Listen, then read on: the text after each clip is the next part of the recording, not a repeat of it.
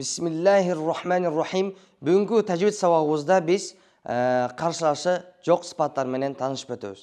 Қарсылашы жоқ сипаттар жалпысынан 8. Алар софир, қалқала, лин, инхироф, такрир, тафашши, иститала жана гунна сипаттары. Мына ушул 8 сипаттын ичинен бүгүн биз биринчиси болгон софир сипаты менен кеңири таанышып өтөбүз. Софир деген сөзүнүн лексикалык мааниси ышкыруу. Ал эми терминдик мааниси тагыраак айтканда тажвид илиминде софир деп ышкырык окшош үндүн чыгуусун айтабыз. Ал эми софир сипаты 29 тыбыштын ичинен 3 тыбышта гана табылат.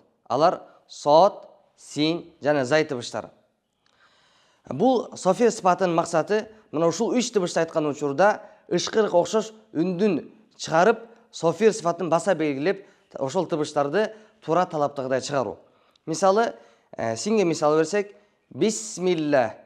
Син айткан учурда өзгөчө сүкүн абалында биз софир сифатын ачык билдирип айтыш керекпиз. Мисалы, бисмилла.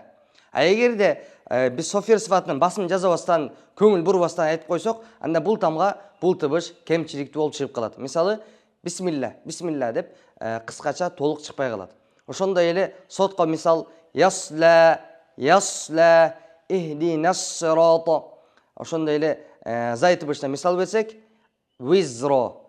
Мына ошондуктан мына ушул 3 тыбышты сот, син жана зай тыбыштарын айткан учурда биз софир сифатына өзгөчө маани көңүл буруш керекпиз. Аллах таала бардыгыбызга мына ушундай Кур'ан-ы Каримди ар бир тамгасын, ар бир тыбыштарды өз махражынан, сыпаттарын эске алып, туура окуганга мүмкүнчүлүк берсин.